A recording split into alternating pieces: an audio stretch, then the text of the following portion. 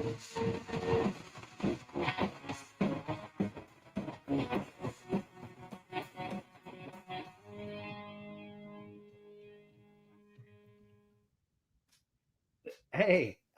there's an intro there that we're trying to do. What's up, Evan? How you doing? Doing well, Gabe. How about yourself? Thanks for having me on tonight. No, absolutely. Thank you so much for jumping on. We're super excited to be able to chat with you. I know there's a lot of people already kind of in the chat, excited about it. And yeah, I mean, the last time we saw each other was at San Diego Comic-Con, right? I think, yeah, the last time we've texted a little bit, we've spoken on the phone, but I haven't seen you in person since Sunday of Comic-Con, as we were just getting ready to break down the booth after another successful year. Yeah, no, and this San Diego Comic-Con was, I mean, it was awesome. You guys announced some crazy cool stuff. So love to, we'll get into that and kind of talk about all the new announcements, all the stuff, how the production's going, and answer questions, right? I know a lot of people might have some questions, just kind of jumping on. But I think first and foremost, I think for people that don't know you, as far as like with EFX Collectibles and your role, I'd love to kind of get a quick little introduction, with you. And I think the first thing, maybe let's talk about kind of your love for Star Wars. How did that start, and then how did that lead into kind of your role with EFX? Certainly. So, for those who don't know me, my name is Evan Berger. I'm the CFO of EFX Collectibles. But to, I guess, take you back, Star Wars has been important to me my entire life. I'm 42 years old now, and it's had an impact on me, I guess, since I was about 6 years old. I remember it very distinctly. I got to watch A New Hope with my dad when I was in either kindergarten or first grade. I know that it was 1989, though, because we had just moved into a new house. And I remember where I was sitting when I watched it. And it was very exciting for me because I'd heard about this movie, but never got to experience it, never got to see it until I guess my parents thought that I was of an appropriate age to see it and enjoy it, which was about 6 years old. And just really got into it. I probably wore out those old VHSs in the 80s. I remember actually Empire Strikes Back did wear out because I got one year for my birthday a 3-pack of a remastered original trilogy, and just always watched it growing up, which I guess took me to when I was in high school. The prequel trilogy came out. And I remember I didn't see the 1201 show, but I did go on opening day to see episode one. And it was just amazing. It blew my mind. It was, so exciting to see the prequel continuation of what I had been watching all of those years. I saw the entirety of the prequel trilogy on the various opening days through high school and also through college. And that's, I guess, what Star Wars meant to me at that time in my life. Yeah. That was coupled with going to my first San Diego Comic-Con with my father in the summer of 2003. I had an online store at the time and knew about this convention called the San Diego Comic-Con. And my father and I happened upon the Master Replicas booth. And this totally blew my mind because I got to see in person 3D life in person versions of all of the props that I had seen on screen, and really enjoyed my entire life.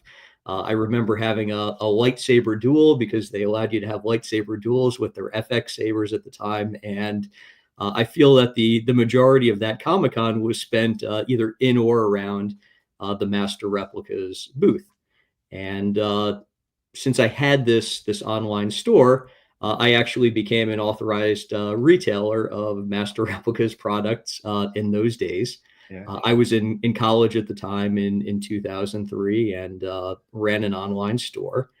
and got to know those that were in charge of the company very well. Two of them in particular were Brian Ono and Larry Long, who were the two founders of EFX, which began after Master Replicas closed down. Kept in touch with them, and interestingly enough, after college, I went to law school, and Brian, as well as Larry, trusted me right after graduating from law school to do legal work for EFX, which was very unique. You never really want to trust someone between us and everyone that's on here that just graduated from law school, but they put their faith in me. Yeah. And I had worked with EFX really since that time when I graduated law school in 2009. I'd been to Comic-Cons. I'd done various things with them in that capacity. I was also a business major in college. I had a dual degree in finance and accounting. Did investment banking for a year before I went to law school. So I also helped on the back end with some of the business things. So I've always been involved. I stepped into a larger role. I guess it was in the late summer of 2022. Unfortunately, Brian Ono, who was one of the founders of the company, passed away unexpectedly after Comic-Con in 2022. I had known Larry for a number of years and began working with him and taking on some of the roles that Brian took on after that time. So it more formalized what I'd been doing to an extent behind the scenes for a number of years. And that's why I guess for the last 3 years, everyone's been seeing a little bit more of me, because I've come to the forefront a little bit more with the business. Yeah. And that's awesome. And then what's really interesting about that is that it sounds like we ended up kind of discovering these life-size like replicas around the same time, because that's around the same time that I discovered Master Replicas, around 2002, 2003. Yeah. And I mean, that's around the time where I started collecting. I think 2005 is when I first started collecting this stuff. So yeah, no, I mean, Master Replicas, it was such a crazy thing to see. And then I remember when the FX ones, the Master Replica, the light up FX sabers came out. I think I was working at Best Buy at the time, and Best Buy started carrying them, and immediately I saw them. I was like, "What? Lightsabers? Like, what's going on? Master Replica's making these like light up lightsabers." So I had to get every single one that they had come out. So yeah, so very, very cool that we had kind of a similar path there as far as discovering, the Star Wars replicas, and then of course opposite ends of the country, but definitely the same time. And what thing too, I saw my first FX lightsaber at Borders bookstore, which was a predecessor to Barnes and Noble. They got subsumed into it, but just what was so amazing was how good it was, because what there was other than that was kind of the Toys R Us KB Toys version of it that was either 3 times bigger than it should have been, or it had kind of the way where you flicked your wrist, it came out. So it was mind-boggling to me to see something that was that true and that accurate to what I had seen on screen. Yeah, no, absolutely. And I think that's what makes, EFX Collectibles, such an important company in the Star Wars community, because again, I think, there's toy companies, there's, the statue companies, but in reality, you guys are the only ones that have the license from Lucasfilm to create replicas, right? Like prop replicas, the lightsabers, the helmets, things like that. So I definitely want to chat about that and kind of, what's been going on. I know early on, when you stepped in, you're kind of revamping the company, right? Or at least kind of I don't want to say relaunching it, but restructuring the company. And I remember you saying one of the key kind of just initiatives that you guys wanted to do is getting the product to the consumer at a quicker rate after pre-orders. Can you talk to us a little bit about that and kind of educate everybody how the process of the EFX basically like timeline goes? Yeah, so that's definitely been something that both Larry and I have really sought to improve upon the last couple of years. Uh, Look, there's always going to be unexpected delays, but we want our unexpected delays to be, a couple of months and not longer than that. We certainly don't want, there to be years between the time that you place a pre-order and when it's on your doorstep, because we're collectors also, and we realize how exciting it is to order something, but part of that excitement is to have it ship and to put it on your shelf. I've got some new shelves I'm just putting in, so I'm still in the process of setting it up. But I know you see it when you have a new item come in. You just you can't wait to place it in its permanent home. So we don't want to lose that excitement between the time of the pre-order and the delivery. So what does that mean? It means first and foremost that we've shortened the time between pre-order until delivery. For instance, the Kylo Ren lightsaber, we put it on sale during Star Wars Celebration in April. It will be in a container later this month, and it'll be shipping to customers next month in October. Those of you that pre-ordered it, you'll be getting an email about paying the balance very soon. So that 5 to 8 months is the sweet spot of what we want to have from the time that you pre-order until the time that it's actually on your shelf. Yeah. What does that mean from a production standpoint? It means that we're a lot further along in the process when we put something up for pre-order. I think something that a lot of people don't realize is the time that it takes to go from concept to final product. Yeah. So one of the things that's very unique about EFX is, as well as our agreement with Disney and Lucasfilm, is that we need to see, touch, and feel a prop before we can replicate it. Because one of the things that's the most important for us is the authenticity and the perfection.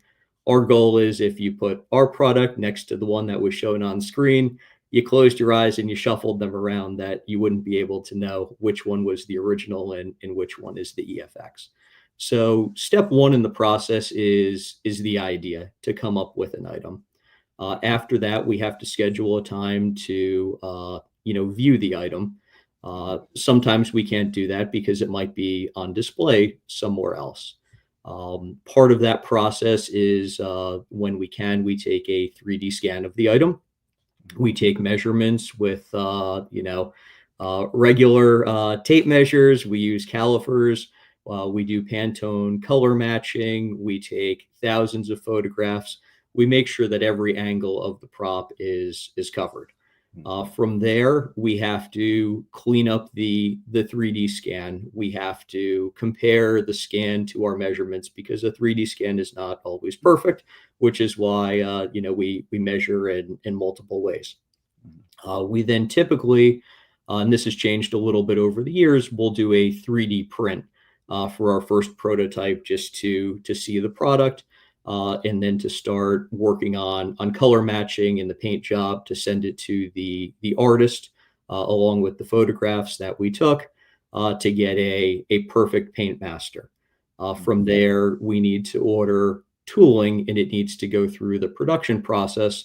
And all along the way, we need to send samples and photographs to Lucasfilm, because they're the ones that are keeping us honest with our customers. We do it on our own, but they want to make sure as well, and have a second set of eyes that everything is absolutely as perfect as it can be. So that full process, if you and I were to talk about a product tonight that we wanted to make, it would be about 2 years by the time it showed up on your doorstep.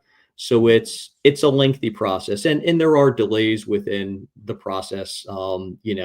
Things take time. There's Chinese New Year. There's an artist that you want to use because they had a particular tie to a certain prop that might be working on another movie, or might be busy with another project. So there are delays that come up. So what we've done is we're now not announcing a product or putting it up for pre-sale until we're very far along in that process. We've actually typically ordered the tooling and finalized that and actually started production in a lot of instances before we even put anything up for pre-order.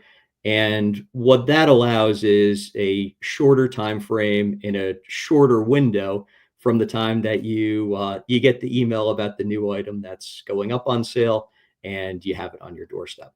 Yeah.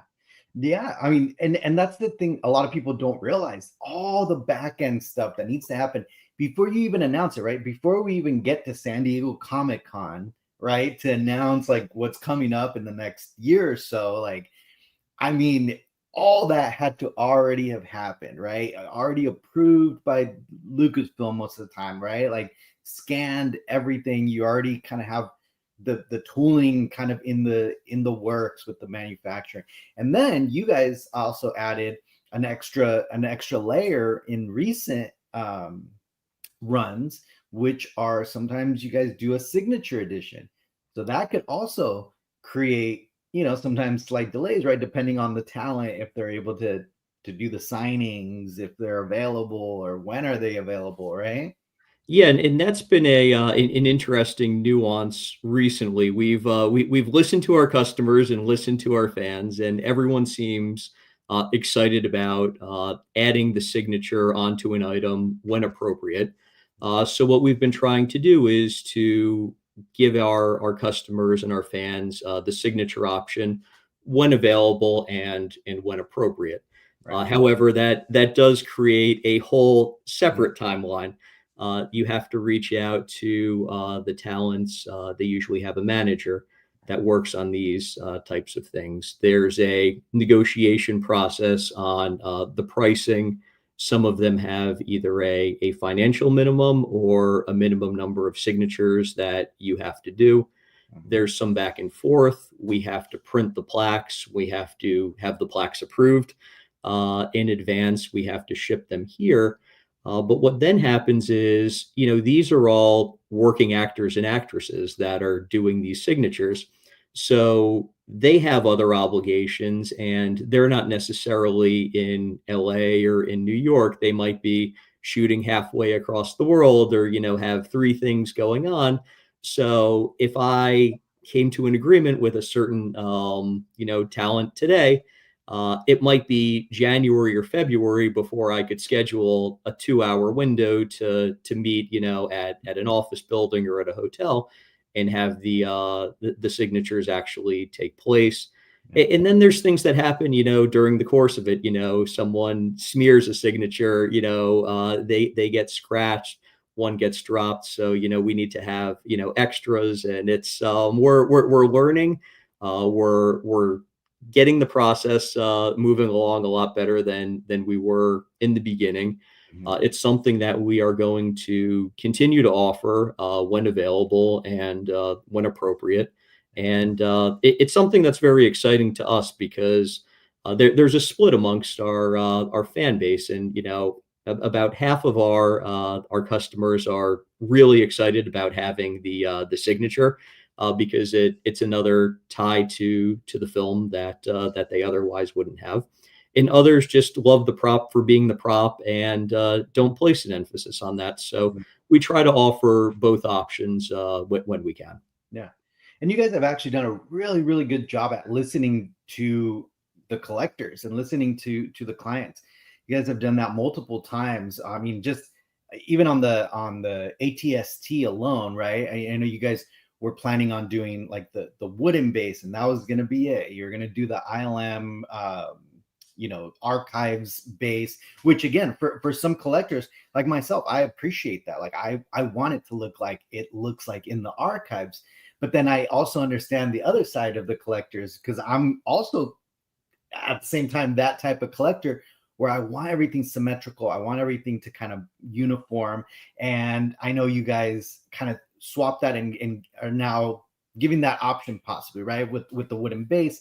And now you guys are doing the museum style base. And again, it was because of fan feedback. The Stormtrooper helmet, that's another one, right? The McQuarrie one.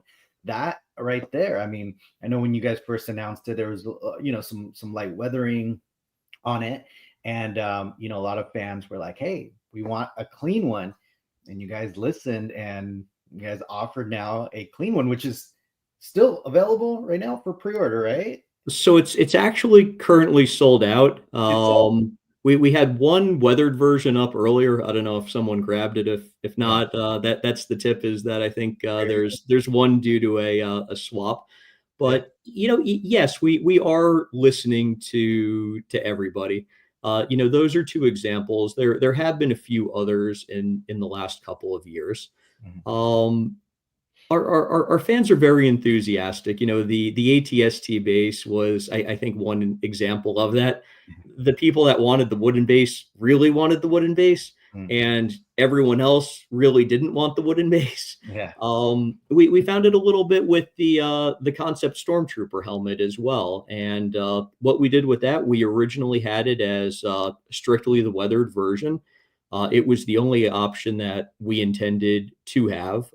We didn't really consider doing a clean one, and if we did, it would have been probably 10 years into the future. But we received a lot of emails, and we went on to the message boards, and we saw that there was a large contingent that wanted that clean version.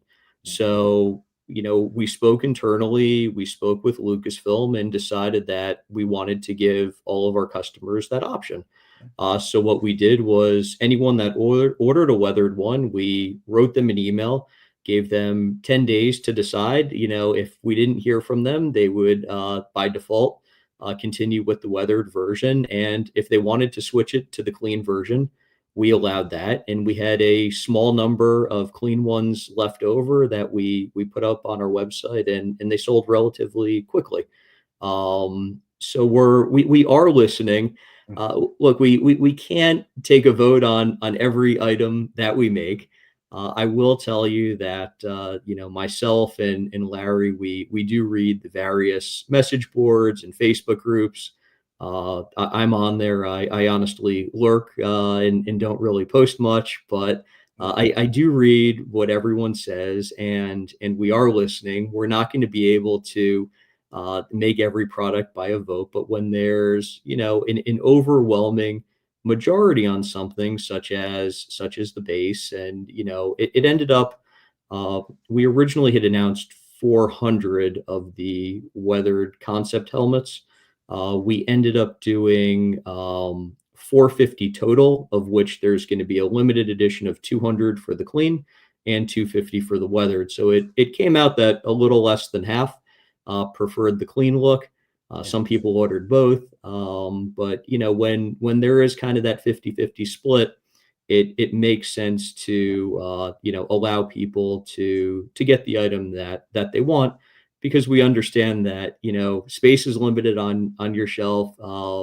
Financially, these are expensive items, so we want everyone to be happy. Yeah. No, and again, I think collectors appreciated that. I mean, I was reading some of the Facebook groups and all that, and again, I was even surprised with a lot of people that were like, "Oh no, I'm keeping mine weathered," and like they're having like the conversation, about it. But just the fact that they had that option, I think, goes a long way. Yeah, like Arturo says he pre-ordered the weathered version. So and I think they both look great, and they both will display great. And I mean, I think the weather version just looks like a lived in, like in the Star Wars universe, like if it was in there. But I also get the other side where it's like, well, it was a concept, it was supposed to be clean, like just so I totally get. And the fact that the collectors got to kind of have that option is just awesome. So definitely appreciate that. Here we have a question. Okay. For you really quick. How do you decide which sabers you guys will release, or like even just the products in general? So, in general, with respect to lightsabers, we try to look. Master Replicas was a predecessor to us.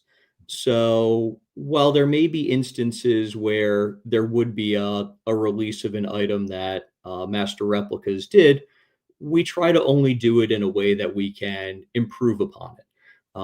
Master Replicas was around in the early 2000s. There are now a lot better materials than were available back then. there's also a lot more precision than was available back then. For instance, back in the master replicas days, when they wanted to do an item, it would be hand measured and hand drawn. We now have the ability to utilize scanning technology.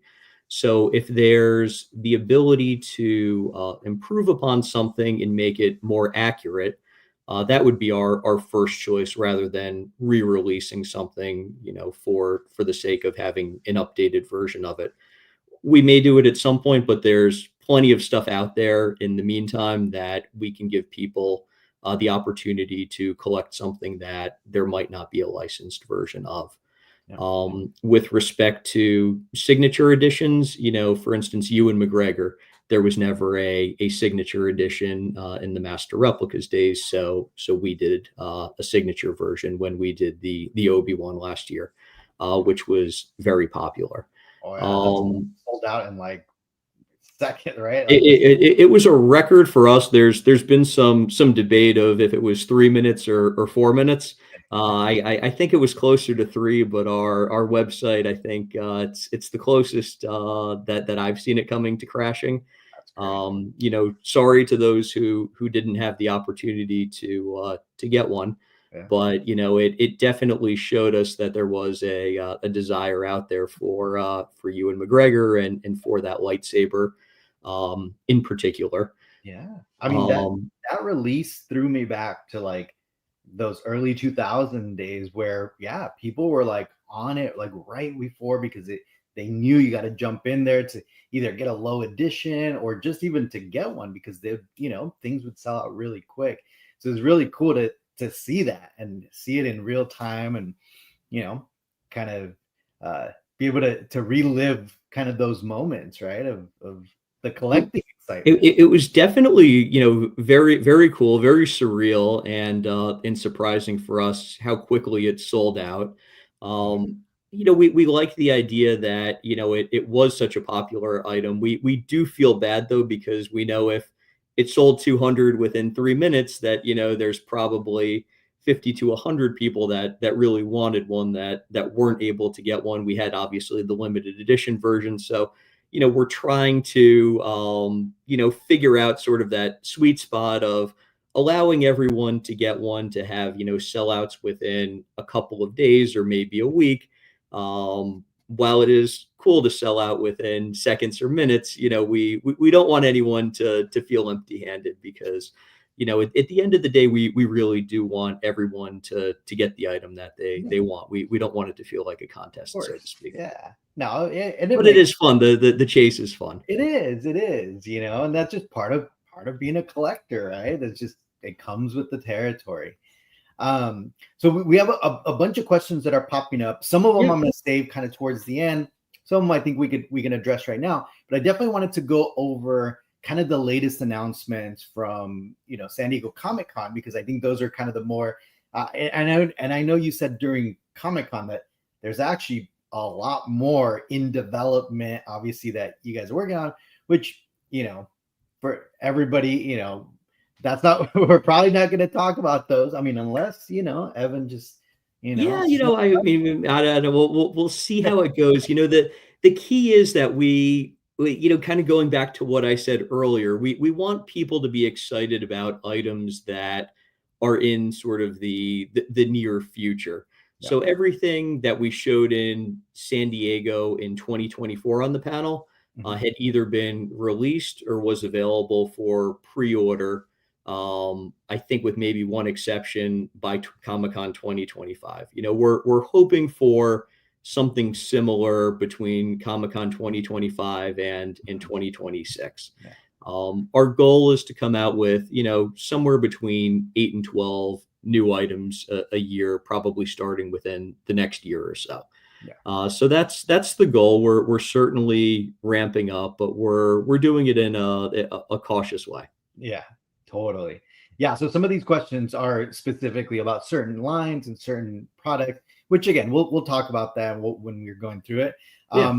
There is one question on here. There have been plans or discussions to bring any other franchises into EFX. So we're going to hold off to that one. We'll wait towards the end, see if we can we can twist, Evan's arm to kind of see if he could let us know if that's the case. If not, then it's not. But we'll save that one towards the end.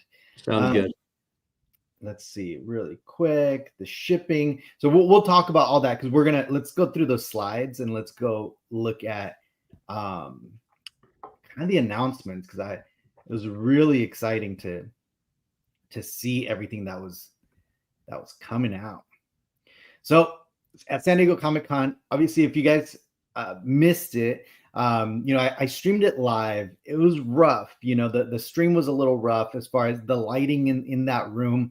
Always, they have it a little too bright sometimes. I think next year, definitely gotta petition it for them to dim the lights a little bit, because it's hard to see the projector. But these are the slides from that presentation, right, Evan? Yes, I think so. I haven't seen them all yet, but it looks that way. Yeah. All right. So first up here was the ATST studio scale replica. And again, we talked a little bit about this. This one has been in development for a little while, right? So there's been some modifications to it. What can you tell us about this one? So the ATST, actually, it was the ATST that went on sale during Celebration. It was Kylo Ren that went on sale in May. Yep. We've been working on this, for a couple of years to some extent. We have it at a really good place right now. We are in production. It will ship sometime this year. We're hoping that it'll ship around Thanksgiving time. We're just kind of finalizing a few things in the production now.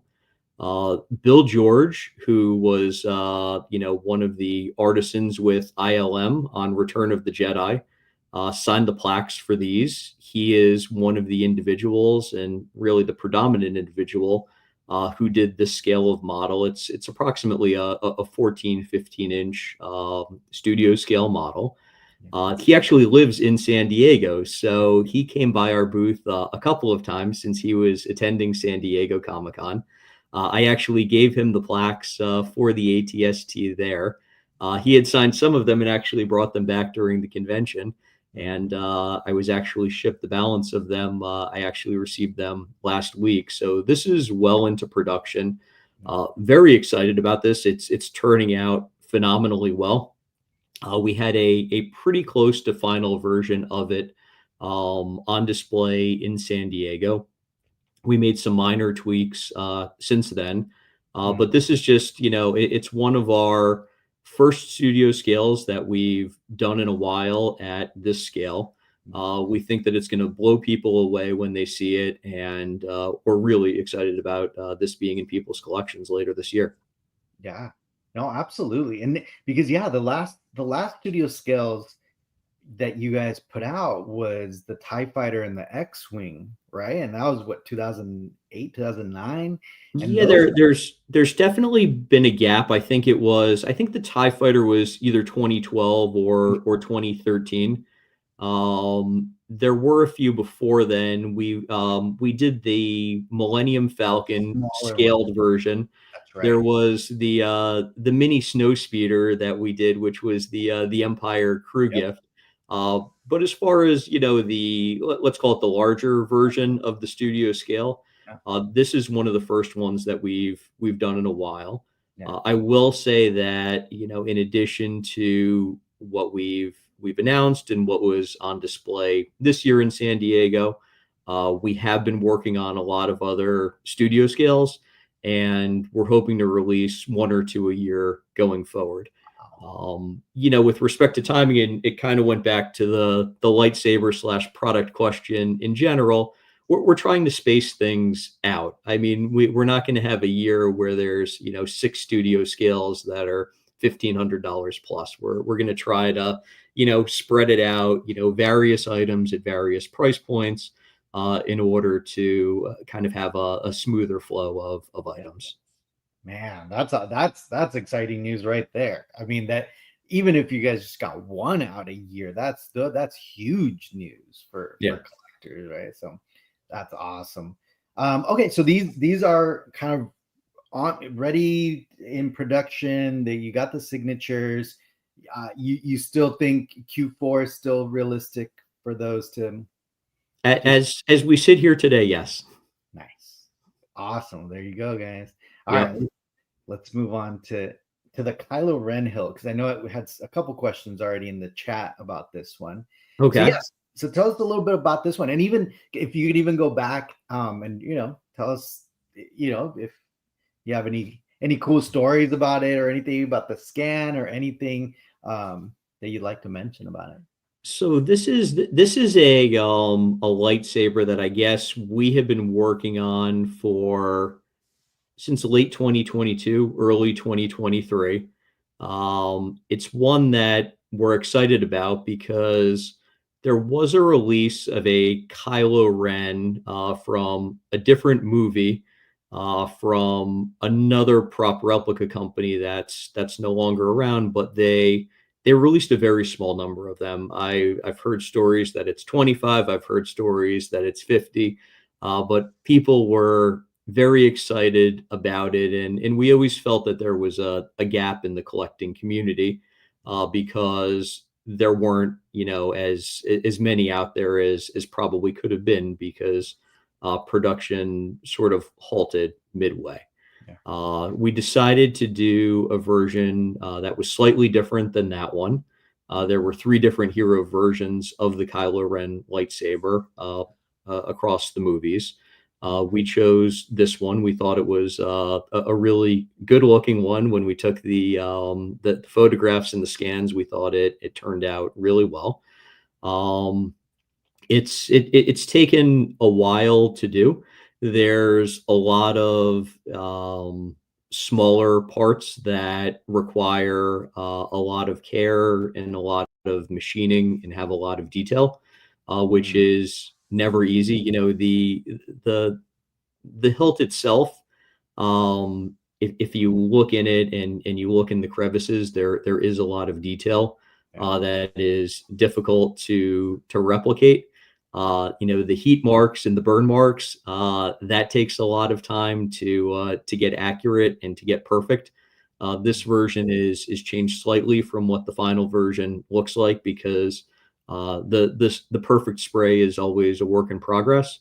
But this is something that we're extremely excited about. They're finalizing them right now. They're going to be packed out in the next week or two, and they should be in a container later this month for shipment next month. Well, there you go. That was one of the questions. The approximate. Oh, there we go.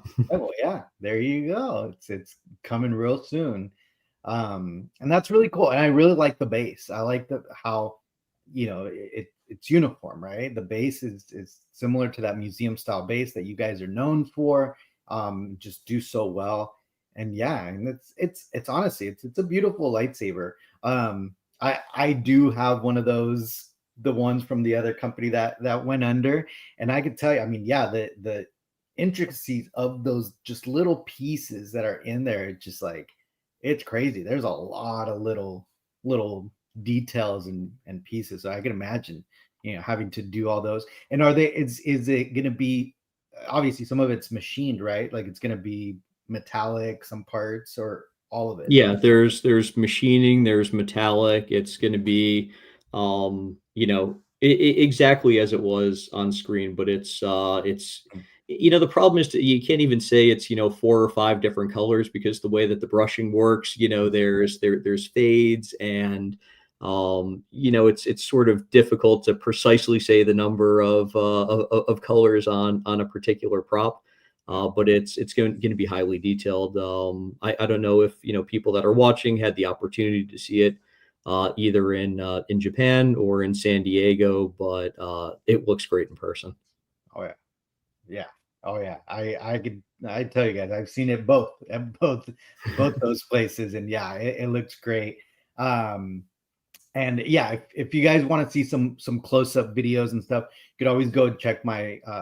We did a tour of the EFX booth at both Celebration and at Star Wars at a San Diego Comic Con. So if you guys want to see some close up shots of a lot of the things that we're talking about, you could always go over there too and watch it. All right, let's let's go to the next one. And this one, it's probably the one that's closer, right? That's probably the next one that's getting shipped, right, Evan? Yeah, so it's Kylo Ren, and then concept and ATST may be on the same container. One might be a little bit before the other, but both are going to ship this year is the plan. Oh man, that's already, yeah, it's September, so it's coming up. It's coming up fast. So this one is a little bit different from the slide because I threw in there that the clean version of that Stormtrooper sounds a little bit different from the San Diego Comic-Con, just because that clean version was not available at San Diego Comic. That was a decision made, post San Diego Comic-Con. So yeah, so what can you tell us about these?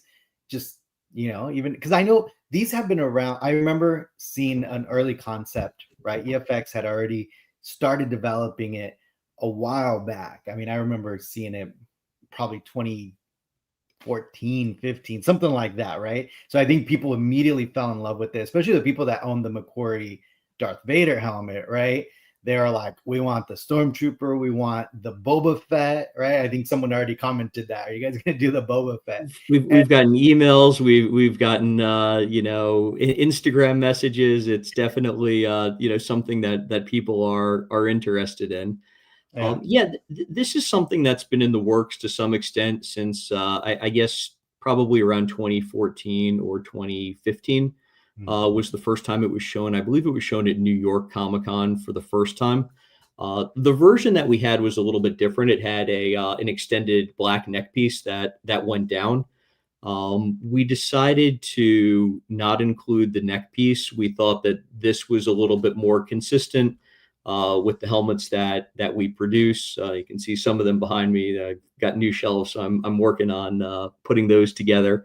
But we thought that this would go well with the other helmets that are in our collection, which is why we did not include that neck piece. But it's something that there was interest in, and then it somewhat fell by the wayside. But as we were going over our product plans, and we did receive quite a few emails, particularly from those that had the Concept Vader helmet, that this is something that we'd like EFX to resurrect. We looked into it, we dusted off the files, and we decided that we were going to include it in our 2025 line. Nice. And my buddy Lee would kill me if I didn't say he claims responsibility for this, Evan. He says that he convinced you at Star Wars Celebration in Japan to do it. So I just have to throw it out there. I'm gonna say this is because of Lee, just because I'm happy to give Lee credit. He sent me some similar text messages and emails.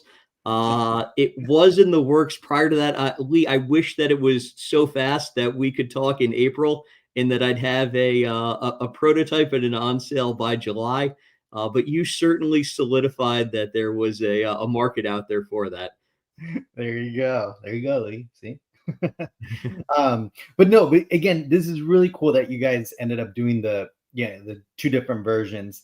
And again, I think this is a great side-by-side contrast right now, just to even see this image right here on like that, the difference. And I think honestly, like personally, I think the weathering, it was actually a really good decision to highlight kind of those curves, highlight some of the features that are on there, because it really does. It makes it just pop out. So I definitely see the appeal on that. But again, I also see the appeal for the clean one. So this is one of those ones that I think it might have to be both. There's no correct answer. There's no right answer. Some people did order both. Yeah. In fact, quite a few ordered both versions of them. I happen to like the highlights and the weathered version myself, but I also vacillate back and forth as to which is the one that if I could only choose one, which I would go with. Yeah. And I guess it also depends on your collection, right? I think a lot of people that collect Stormtrooper helmets, like, of course, they need both of them. And some of them that want to just have like some just like cool, like the cool Star Wars pieces, like whether weathered or kind of just more like lived in universe, just makes sense. Like for me, I have the evolution of the stormtrooper helmets up there. So for me, it makes sense that the clean one would be up there, right? Because all the other ones are clean. So that would be my deciding factor. But yeah, we have somebody here. Let's see. I ordered the final clean one. Yeah, so it just, again, it's cool that we're able to have this conversation because you guys allowed it to have that choice. So we're happy to when we can. yeah. All right. Well, let's go. And then just I have to press you on this a little bit because Of course. somebody did ask, what do you think maybe the McQuarrie Boba Fett sometime, maybe? Maybe I will tell you this, it's not in our line plan for the next 2 years. No. The Stormtrooper was very popular. Mhm. People are excited about it. It's something that makes sense to do. There were a few concept helmets for the Fett, so there's a few versions that could be utilized. But I do think that it certainly makes sense. It's not something that we're going to release in the short term, Yeah. but this was a popular enough item that I think that it will find its way in it at some point in the future. Nice. Well, there you go. All right. Next up, and I'm really excited about this, and I got to see at least the prototype that you guys had at San Diego Comic-Con. And I mean, this is one of those holy grails for collectors. The 3-piece Darth Vader, and I know in this picture you don't see it, but it's a full 3-piece. The interior, guys, I mean, you need to go see the booth tour, for the EFX booth tour for San Diego Comic-Con, because I get in there, I show you guys up close.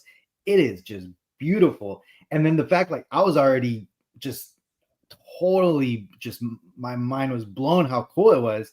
And then Evan's like, oh yeah, we're still working on some of the machining, and like it's gonna be metal parts, and I'm just like, what? It's gonna get even better. So yeah, what can you tell us about this one? So yeah, the version that we had in San Diego, that was the dome was fiberglass, but the lower part of the helmet was all 3D printed, which I thought it looked great for a 3D print. Yeah. We are finalizing a version of it, which is our final prototype with all the metal greebles and all the parts that are supposed to be metal being metal. That actually is going to be finalized this week. Once we have that final prototype, we are going to take photographs, and we anticipate putting this on sale either later this month or early next. We're expecting it to ship in Q1 of next year. We're finalizing some of the pricing with the factory. While it won't be a cheap item, it's not going to be the $3,000 that people are speculating that it's going to be online. So we're going to try to make it as affordable as possible, and we're working on finalizing that now with the factory. Nice. And it's gonna have, or is this confirmed? Can you confirm it? Is it gonna have a stand, like a 3-piece So stand? we're working on the stand now and the mechanics of it. Uh, the goal is to have the ability to display it both ways. From an engineering standpoint, it's easier said than done. We've looked at probably about 10 different stands. None of them we've been fully satisfied with. They all have something that we would like to improve upon.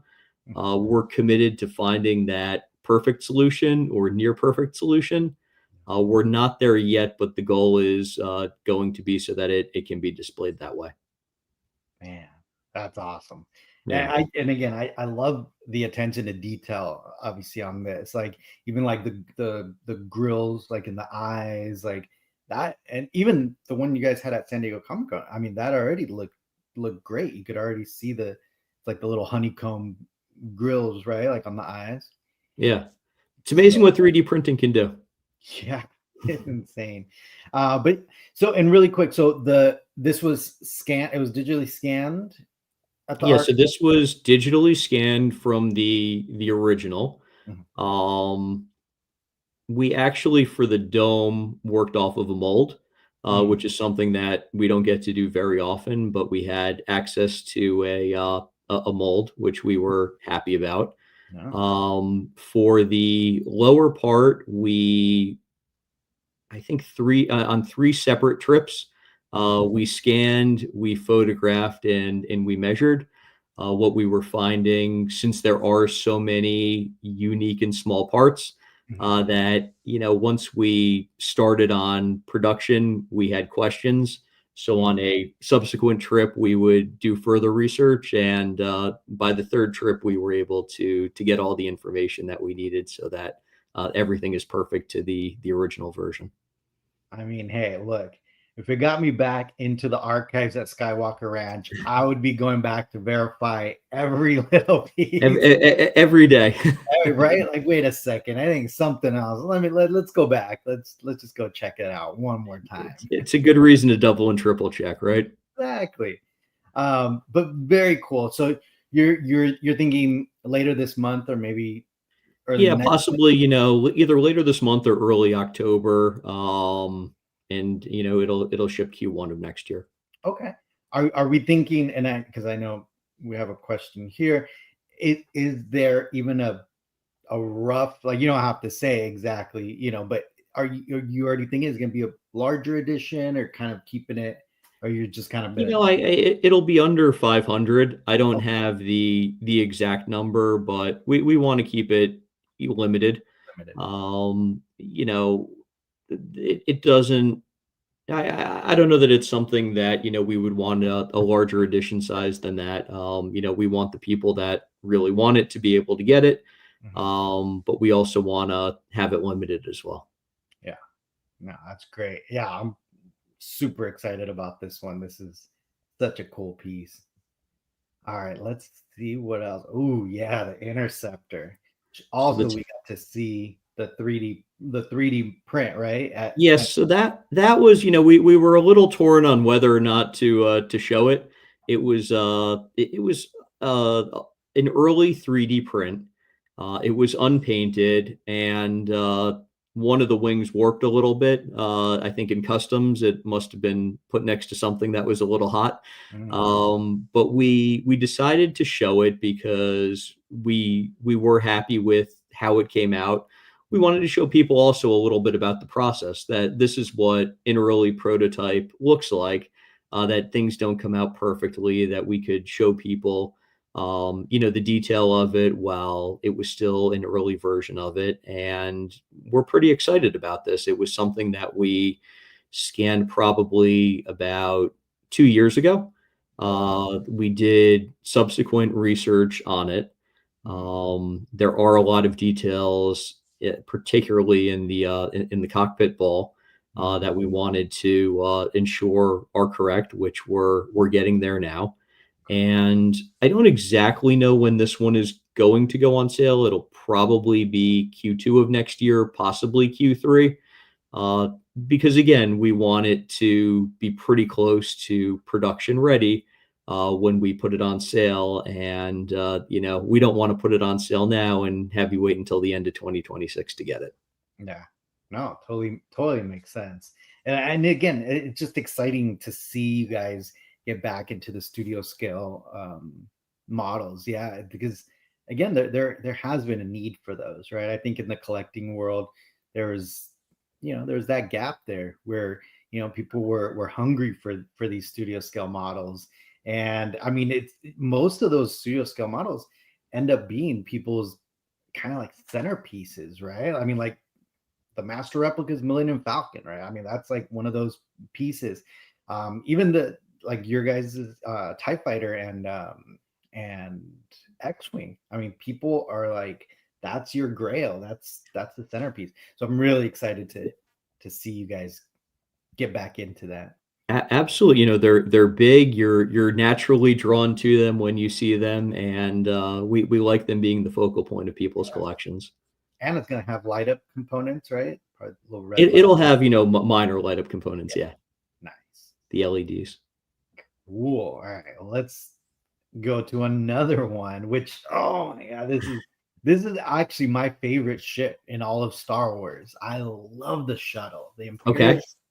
and it's a big piece. These It's pretty it's massive. it's a very big piece. I don't know exactly off the top of my head, but it's over 2 feet top to bottom, Yeah. or around 2 feet. I'd say it's somewhere between 24 and 30 inches. We scanned this back in June, and it was the first item we scanned. And when I saw it, I was surprised at how big it was. I knew it was big, but actually seeing how big it was, really surprised me. In the very early stages of production, we just scanned it and took photos and measurements back in June. So it'll probably be Q3 of next year before this goes on sale. But we hope to have a prototype in San Diego next year. We don't see why we wouldn't. Yeah. And it's another big piece that's going to be the centerpiece of somebody's collection. Ooh, my collection. Gonna be the centerpiece Dave's of collection. Evan. Yeah, I mean, You're gonna have to expand that room a little bit.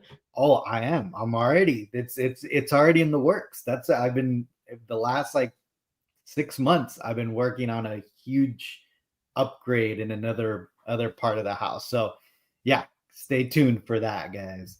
All right. But yeah, no, but this is gonna be really cool. Now, I have to ask: have you guys already started talking about it? If it's gonna have the option to have the wings up, wings down, or is that you're not It there yet? probably will not have the mechanics. There's a couple of reasons. One is, that type of a mechanical system has the ability to break. Yeah. It also significantly increases the production costs as well as the cost to the end consumer. And when it moves, it has the tendency to knock into something, or someone had it down for 6 months and now it's up, and their pathway into their room, they knock into it. It just seems like the safer bet to allow it in the one static position. I'm not saying it's a hard no, but it's unlikely. Okay. Yeah. Had to ask because Yeah, absolutely. it's No again, one ever got in trouble for asking. man, but yeah, I'm super excited about this one. And even like thinking about it now, like, all right, you got the ATST, you got the shuttle, you got, the Interceptor. I mean, I know I kind of like another one we're missing there. We still got the bomber, we got the X1, right? We got Vader's TIE fighter. I mean, there's just so many cool ships that you guys could get into, which I'm sure you will, but I just can't wait. These are awesome. Remember, Gabe, one or two a year, not 10. Yeah, right. Exactly. I know. It's Yeah, a marathon, not a sprint.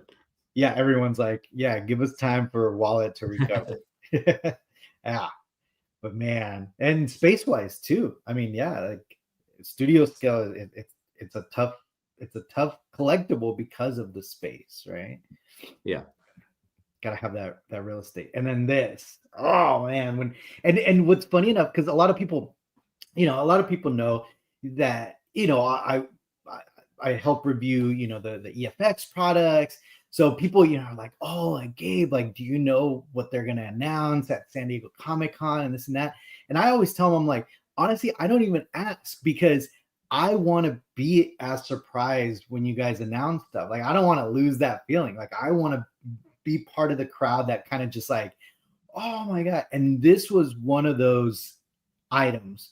When you guys reveal this, I turned around to all my collector friends and everyone's like, oh my god, like hair on fire, panicking, like this is the one. Like, this is a lot of people's favorite helmet. I mean, it's just such a cool helmet. please tell us about this one. So an incredibly cool helmet. It's a helmet that I love, that I'm really excited about. This one we started work on in January of this year. Mhm. We scanned it, we measured it, we photographed it. Mhm. We're working on the leather has been a little bit difficult Mhm. to match it perfectly and precisely, Mhm. as well as how the inlays work. So we're working on perfecting that right now. It's going to be an absolutely awesome helmet. We're super excited about it. It's going to be perfectly accurate. We've been there twice actually now, photographing, measuring, because as I said, when you start production, you don't necessarily realize all of the aspects of a prop that are going to be important and that you're going to have questions about. So as we began production, we had some questions that came up that were answered in June when we reviewed it again. So this is a helmet that I could not be more excited about. Something also, we don't have anything finalized. It could have the potential for a signature edition. There's a lot of people that work on helmets such as this that could be interesting, that might be something to explore and look into as we get a little bit closer, because it doesn't necessarily always have to be the actor or the actress. Right. Yeah. Oh man, yeah, I can't wait for this one. And the fact that you guys have been able to hold it and see the original screen used one in the archives. Again, this is a digital scan of the screen used one, which correct me if I'm wrong, and or in the chat if there's only one. My understanding is they only made one hero helmet, right? And that's the one that was like touring around with the costume and like There so there is only one. so there it is. That's it. And you guys got to scan it. So man, that is just super cool. I It, this it, it was an exciting day. Yeah. So this one you're still thinking, obviously there's probably still, like you said, a lot more development that's happening. So probably end of Yeah, I think 2026. it'll ship in the end of 2026. Wow. We'll Q3 probably 2026. Let's call it like a year from now. Yeah. It'll go on sale, sometime in the first half of next year. Wow. And then Tal is asking, any plans for it to have the electronics? A little We like we have the electronic sequence. Mhm. We're working on if we can include those, Mhm. but we have it, and we're looking into that right now. Perfect. Yeah. Awesome. The edition count for this must be super low. I don't see. I don't. I guess. What do you think, Evan? I mean, this is one of those helmets that I don't know if it needs to be low because I think a lot of people would want this. I think there's a huge demand for it to be like super super low. Yeah, I mean, look, we don't want to do low for the sake of low and to shut people out. Mhm. With our edition sizes, we like them to be where the market is. I Mhm. think on this, it's going to be somewhere between, and it's going to be somewhat tied to the pricing of it as well, which I couldn't even give you a quote now because it is so far into the future. I would say probably 250 or 300 to 500 would be the edition size, somewhere in that range. Yeah, and that makes sense. I think that makes sense for this helmet. Like it is. It's going to be one of those helmets. It's going to make so many people happy to It's an iconic helmet, it is. absolutely. It is because it's sometimes there's prop replicas that come out sometimes that it's like a niche kind of item, right? Like it's not going to be kind of one of these like beloved props, right? But I think this is one of those ones where it's like it's up there with the Luke's lightsaber and Darth Vader's lightsaber and like these iconic props. I mean, I really do think this one is up there. So let's see. Yeah, Arturo says that's a great count. Um, all right, so let's go to the next one. I think this is the final one that you guys announced at San Diego Comic-Con. A little bit different. Tell us about this. So definitely a little bit different. This is something that we saw back in January and didn't have the opportunity to scan or photograph, but I was personally very intrigued by it. We're actually still in the process of doing research as to how it was used on screen, if it was a maquette that a digital artist utilized, if it was actually used for some shots on screen. We're still in the research process. Hmm. It's about probably this long. I don't know, maybe 12 or 13 inches long, and a little bit higher. It's got a nice mix of materials. The seat is leather. I think it's something that would be a good either desk item or shelf item, depending on how big your desk is or how big your shelves are. Darth Maul has become a very popular character.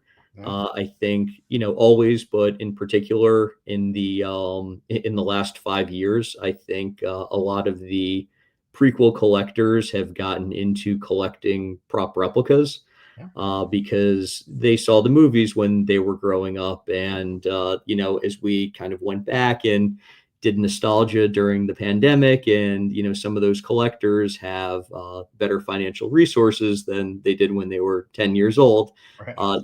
We've seen a big push for prequel items and Darth Maul in particular. So we definitely have some Darth Maul items in the works. Yeah. Oh, wait, some Darth Maul items. I dropped the little hints, Gabe. There, But there you whether people pick up on them or not is another story. Well, there you go, Brian. That was for you. So I mean, yeah, let me. That was the last one, right? Yes. Okay. I think so. Let's um let's go back to this one. So those were just the announcements, but again, you mentioned on there that you're already in development and in a lot of other stuff. Without telling us obviously which items are you do you think are you focusing on kind of just in general all of Star Wars? Are you going to be a little more original trilogy focus or maybe prequel focus at some point, just to kind of focus on certain eras, or is it just you're going to try to just spread So it across? we're gonna try to spread it out as much as makes sense. Mhm. Historically, our collectors are original trilogy collectors and prequel trilogy collectors. That said, with the newer movies and the TV shows, we've seen a lot of new collectors come into the fold who have been introduced to our items and Star Wars in general. We're finding that people that didn't necessarily watch the original trilogy or the prequel trilogy have gotten into it because it happens to be on Disney Plus, and they have a child that's talking about the latest Ahsoka episode, and they're watching with their kids, and someone that was never exposed to Star Wars is now watching the newer shows and going back and watching the movies. So we're finding that there's new collectors in that regard. So while we'll always be, I guess, have maybe a greater percentage of our products that are original and prequel trilogy, we are going to have items from the newer movies and the newer TV shows. We're trying to do a mix of items. So our license, it covers a few things. One is weapons, which are lightsabers. Mhm. It's helmets, which we've seen a few, and it's studio scale vehicles. Mhm. And then we also have in our license scaled versions of all of those things. Okay. So for instance, in we're not doing this, but a scaled version of any of the things that we just saw. For instance, the Imperial Shuttle. It's 2.5 feet tall. not everyone can fit that. The master replica's 32-inch Millennium Falcon, that's bigger than most people's coffee tables. Yeah. Not everyone can fit that in their home and in their collection. Mhm. But you have the EFX scaled Millennium Falcon. We had the scaled Snow Speeder. You could do a scaled version of some of these other things. Mhm. We have the ability to do that in our license. So we would like to do a mix of helmets, lightsabers, and the studio scales. Mhm. And as it relates to studio scales, a scaled version here and there as well. Okay. Very cool. All right. So we're expecting a little bit of across the board, a little bit of everything. We I want want to have something for everybody. yeah. Um, I did have a lot of questions in the chat, and I'm just gonna kind of flash them. Yeah. You could say yes, I can answer, I can't answer, because a lot of them are gonna be like pretty product specific. All right. What's the next lightsaber type ones?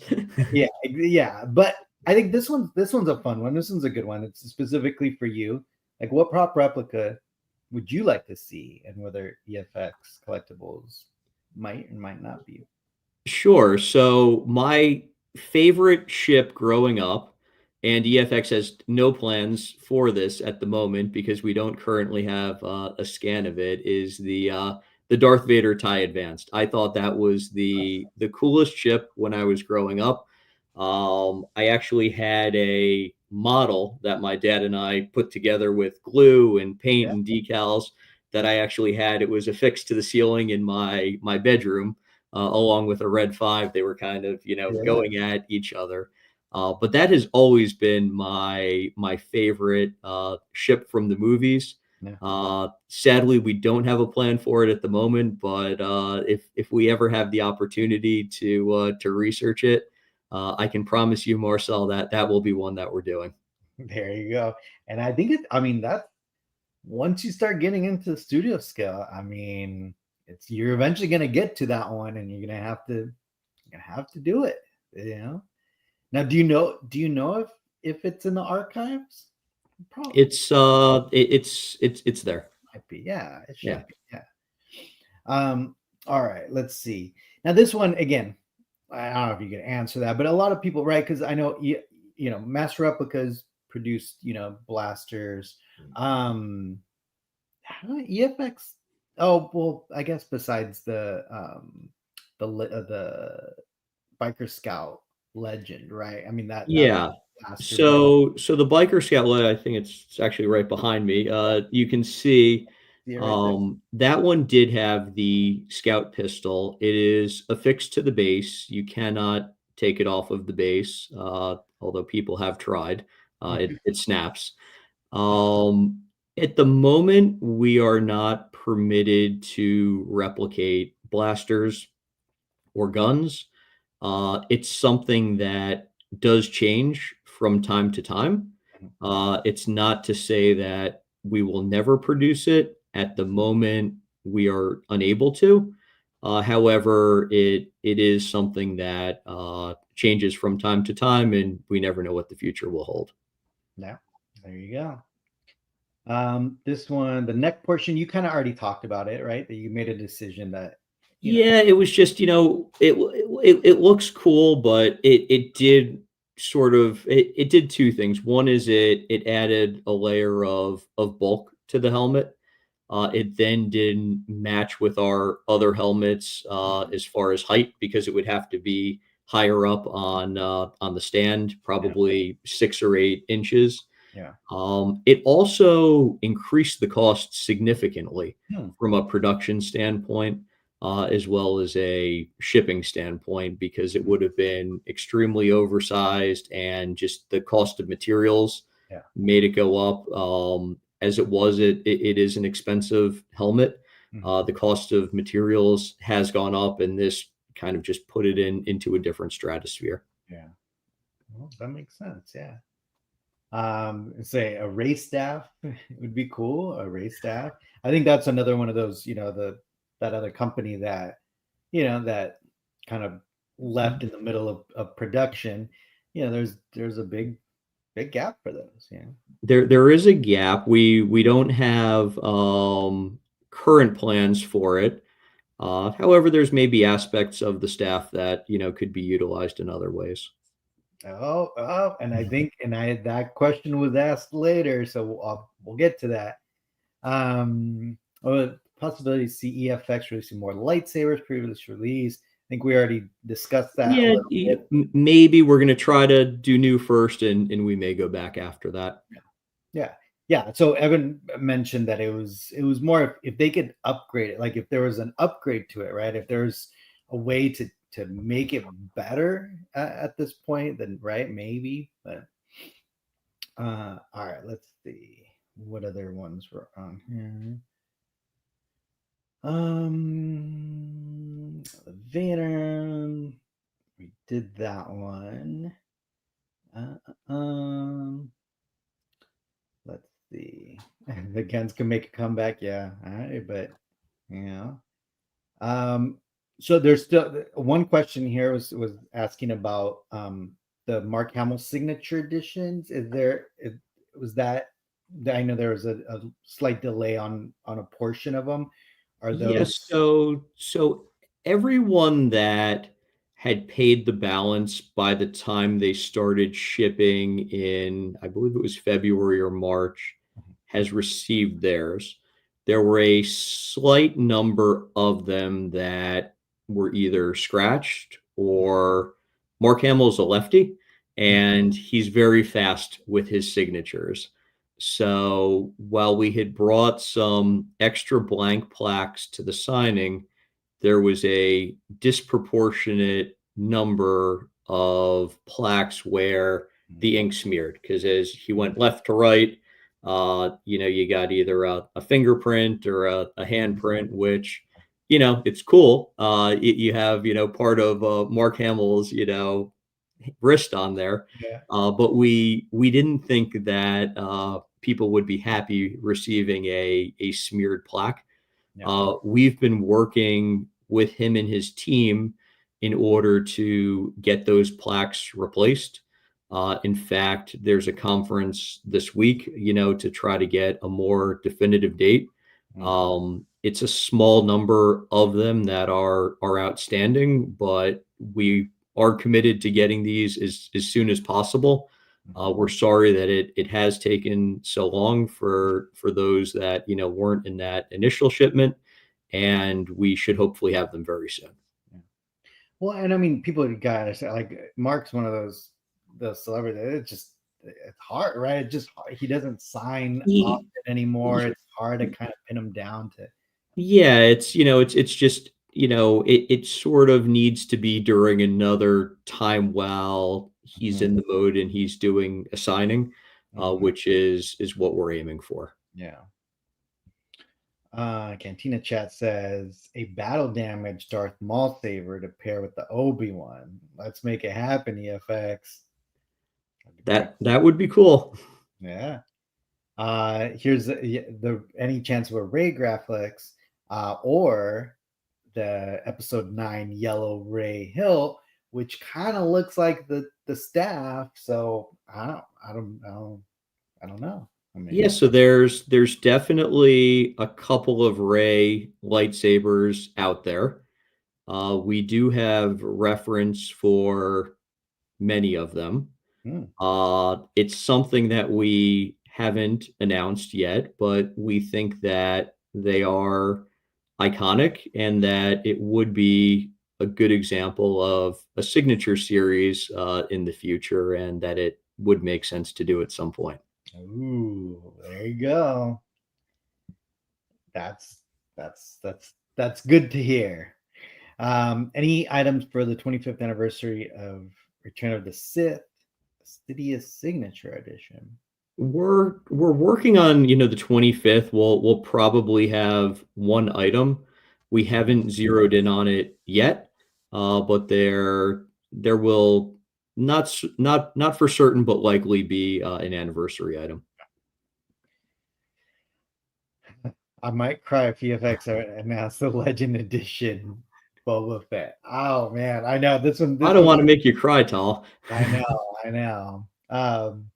But yeah, no, this is definitely, and again, I mean, you guys, I mean, the the PCR version, right? It's from, you know, it has lineage directly. Yes, so the PCR version does have lineage to the original. Mhm. Uh, we have a mold of the original, which the idea was to utilize it for the Fett Legend edition. Mhm. We do not currently have a plan to do it, meaning not in the next year and a half or so. Mhm. But it's certainly an iconic enough helmet that it would likely make sense at some point in the future, although that point is undetermined at the moment to do. No.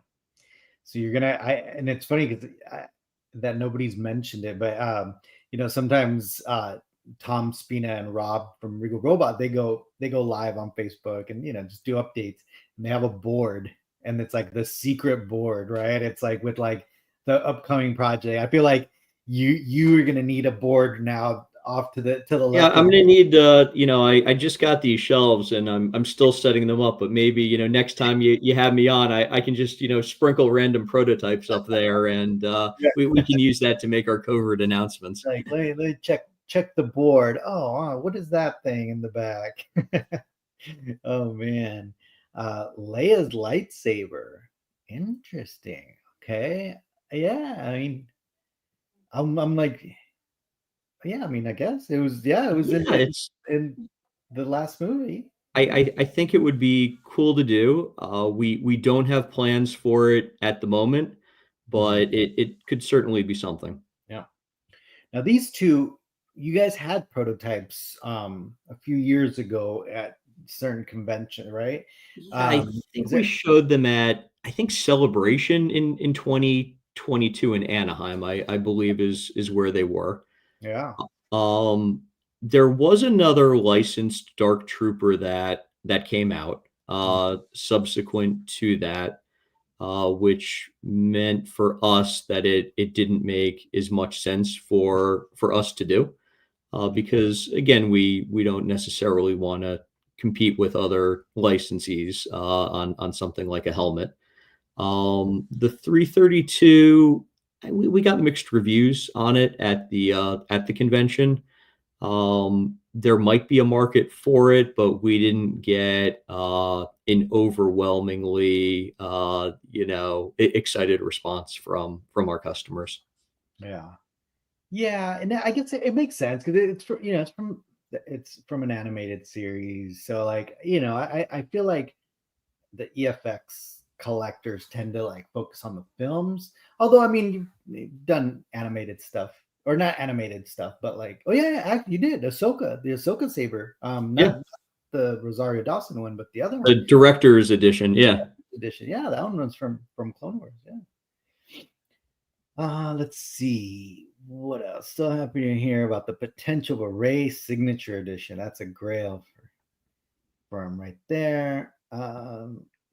Whatever, maybe could nail either the ESB or return the the Bo-Katan. That helmet. I mean, every time I look at it, I'm just like, man, I can't. And the interior is just so. That's the hard part about that helmet is that you'd have to like take it off display to show it, but it's Yeah, you almost need like a mirror on the bottom, to reflect in, or with a light or something. The details on the inside to me are amazing, oh in how the original was. yeah. The factory that made that helmet is the one that we are going to be using going forward on all of our helmets. Mhm. So it's definitely the quality that we hope to see on everything. Nice. Let's see. I'd really love to see some signature lightsabers from newer series like the Acolyte, Ahsoka, Obi-Wan. There you go. So yeah, as we do stuff, we'll do signatures if it makes sense and it's appropriate. Yeah. Cal Kestis, Signature Edition. Yeah. So that's from the video game. And you guys have actually done was it from a video it was you did a night. Yeah, it was from I forgot the name of the video game. The Yeah, it was the Knights of the the Old, Orgus, what? Yeah, right? Yeah. yeah, it was.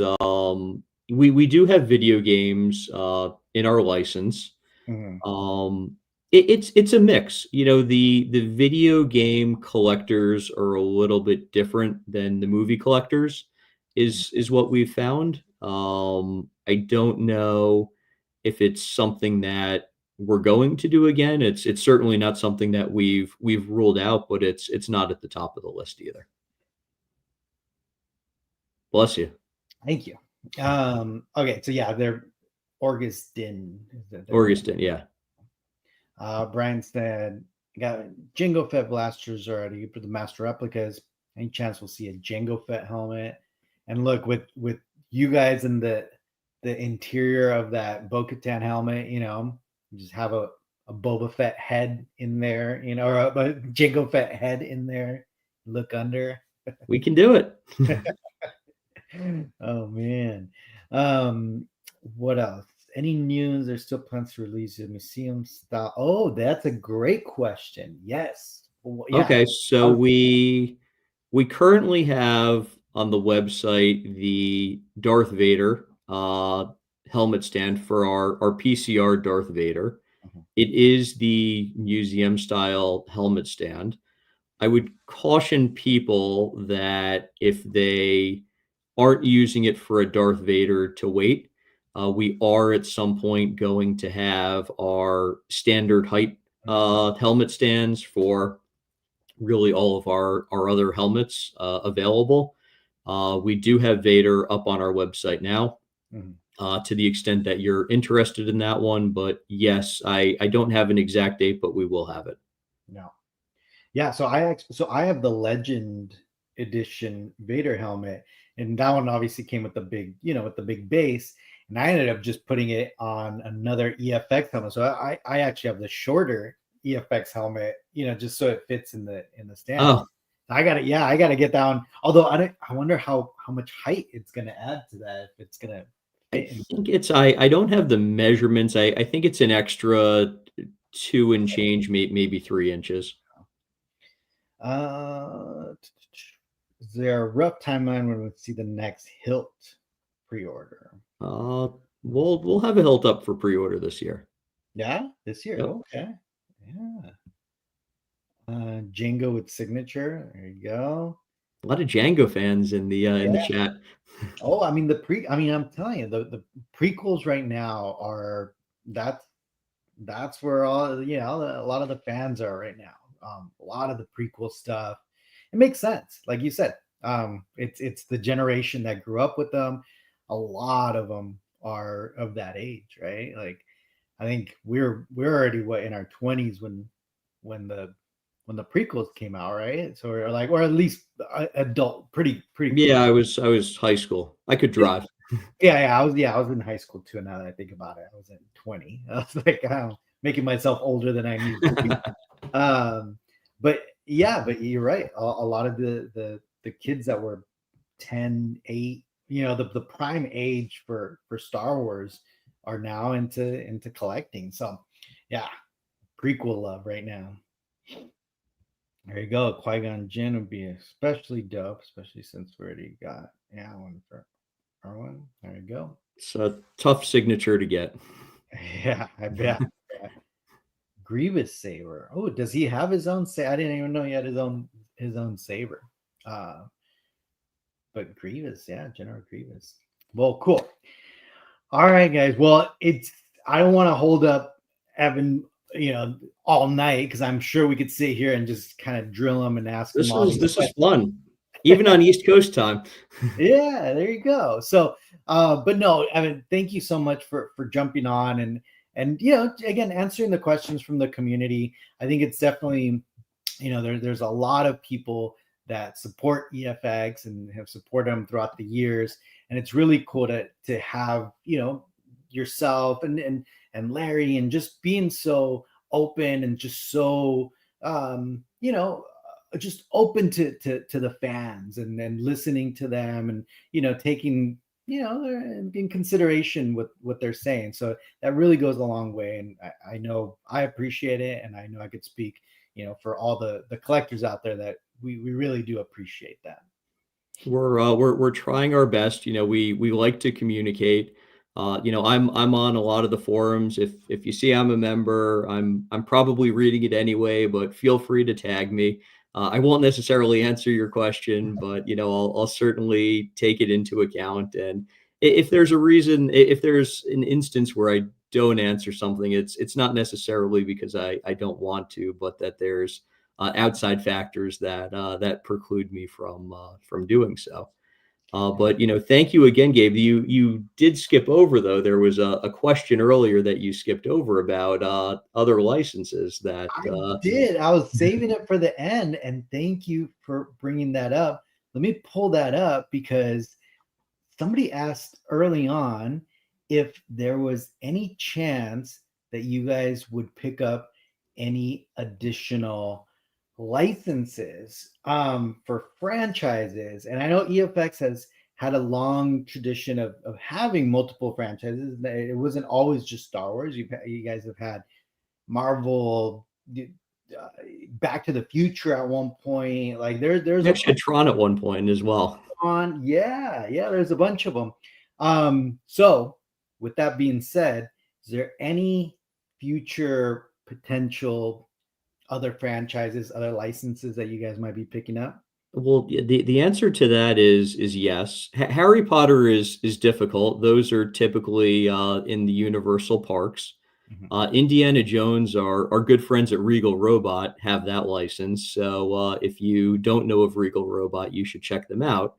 But we have signed a contract starting on January 1st of next year for 20th Century. It includes a number of licenses, including the Alien and the Predator movies. And I'm excited to tell you, Gabe, for the first time we're announcing this, our first item is going to be the flamethrower from Aliens.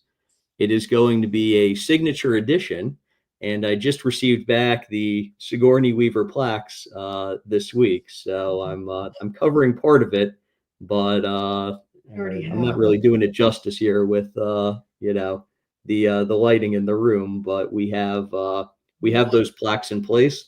So the first item will be a signature edition, and we're super excited about it, as well as all the other 20th century items we're going to have. Wow, that is huge. Thank you. Wow, there you go, guys. 20th Century Fox. They got the license. First item, the Alien Flamethrower Signature Edition with Sigourney Weaver's autograph. You just saw it right now. They already have the plaques. It's ready in production. I think people are freaking out. Yeah. So Alien, and that Alien and Predator. I We mean, have that's Alien, Predator. yeah. There's a number of things under 20th century. Yeah. Oh man. Look at everyone Predator helmets. So cool. Yeah. Evan should do an interview with Gabe so we can get all the details that weren't covered in. Yeah, I mean that kind of was the goal, right? Right after. Yeah, absolutely. We're limited during the panel. I think I had 7 minutes or 8 minutes, and I Yeah. can't cut into anyone else's time. But this was a lot of fun to do, Gabe. I really appreciate you having me. It doesn't have to be once a year. It could be twice a year or a couple times. So as often as you'll have me, and I have interesting things to say, I'm happy to be on. Oh yeah. No, absolutely. We'll have you on multiple times. Need that whiteboard in the back. Yep. I know at this point. But that's so cool. Next Thanks so time. much for sharing that and kind of announcing it here. That's huge. That's huge news for a lot of collectors. They've been starving for some good quality aliens and predator props. So that's super cool. Well, cool. Thank you again, Evan, and thank you everybody for joining us. If you can, please help share this video. Obviously, a huge announcement here. Help spread the news. Whenever you can on Facebook, wherever. Let's get the word out, and that way we can have a few more of these, throughout the year. And whenever there's an update, we'll have Evan back and give us updates. Maybe at the next release, where the next pre-order, could have you on here and we could chat about it and Absolutely. look at stuff. So cool. All right, guys. Well, everybody have a good night. And Evan, thanks again. Bye, everyone. Thanks for tuning in. And thanks again, Gabe, for having me. No problem. Bye, guys.